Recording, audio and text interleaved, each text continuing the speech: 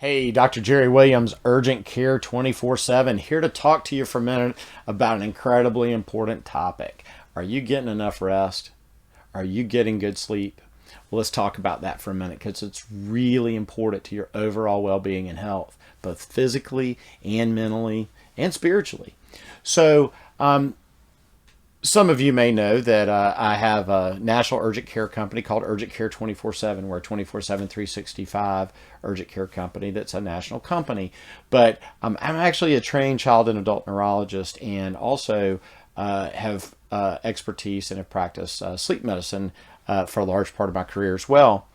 And I want to talk to you a minute about the importance of getting good sleep. So we're going to talk about something that's called sleep hygiene. And you think about dental hygiene or other kinds of hygiene. Well, guess what? There's sleep hygiene. And you'd be amazed at the number of people that are not practicing good sleep hygiene and they're miserable because they're sleepy and they're having all these other chronic medical problems that are related to not getting enough good sleep. And the reality is they don't need a pill. They don't need an expensive test. They just need to clean up their act and be more attentive to practicing good sleep hygiene on a daily basis. So what is sleep hygiene? Well, let's talk about that. It's about having a good, quiet, comfortable place to sleep.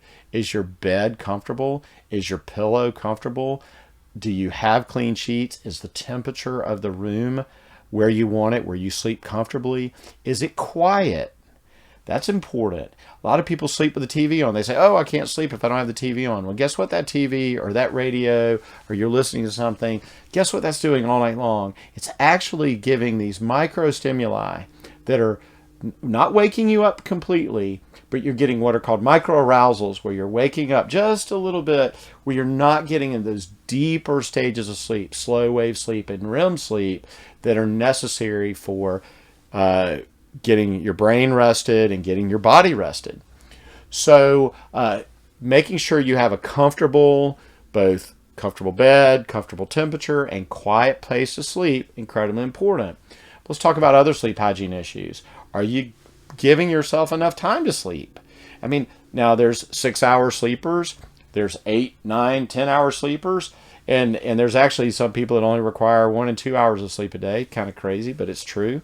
They're out there. They're rare, but they're out there. But whatever your need is for adequate amount of sleep, you need to make sure that you're blocking enough time that you get that uninterrupted block of sleep on a consistent basis. Your sleep is kind of like your bank account. Think about it like your checking account. Your sleep bank can get overdrawn, and if it does, you can't make it up by putting just $1 in your bank account if you're $100 overdrawn in your sleep bank account. You have to put all $100 in to get caught up.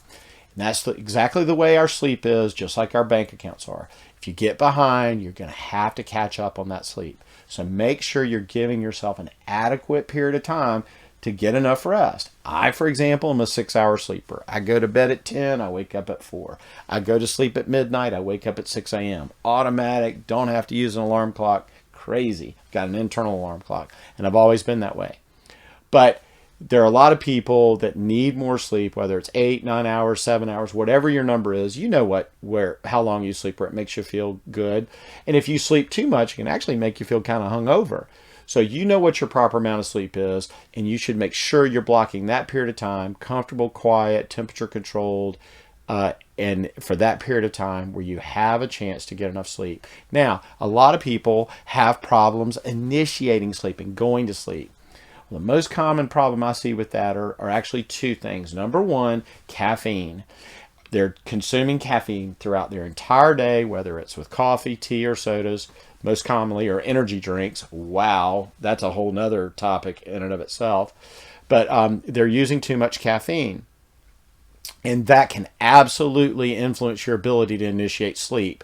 The other issue that can cause problems with initiating sleep is not necessarily caffeine, but can be related to exercise. I have some patients who like to exercise in the evening, but guess what? When you exercise in the evening, you're actually telling your body, hey, it's time for physical activity. It's time to wake up. And the exercise itself actually acts as a stimulant to your body. And so I have patients who have had trouble initiating sleep, and all we had to do, they weren't abusing caffeine or nicotine or any of the stimulants. All they had to do was move their afternoon or evening workout to a morning workout. Voila! Sleep initiation, insomnia resolved. Very important to think about that if that's what you're doing. And then the last thing I want to talk to you about is being able to maintain sleep. Some people don't have any trouble going to sleep, but then they wake up and then they can't go back to sleep. And that kind of sleep maintenance, or that ability to sustain your sleep, is incredibly important. Frequently, that's related to the comfort. And when I say comfort, I'm talking about the mattress or your pillow, or do you have too many covers on the bed? Is the temperature controlled properly? Or is it loud? Do you have a pet that's bothering you? Does your partner in the bed snore really loudly? And when they get into deep sleep, when they start snoring, is that causing you to be awakened? All of those need to be brought into account when you're trying to clean up your sleep hygiene to make sure you're getting enough rest. I hope these topics have been helpful to you. If you're having trouble with your sleep, please talk to your primary care provider about your sleep problems, and maybe it'll be necessary you get seen by a sleep specialist, because there are some really great things we can do to help patients with sleep disorders. And but the first thing you need to do is clean up your sleep hygiene. Hey, Dr. Jerry Williams here from Urgent Care 24/7. Thanks for watching the video. I hope you found it to be useful. If you could do me a favor, if you like the video, be sure to click on the like button. Also hit subscribe. And when you hit subscribe, click on the notifications and click the bell there. That way you'll be sure to be notified every time Urgent Care 24/7 and Affiliates releases a new video. And remember, life is 24/7, and so are we.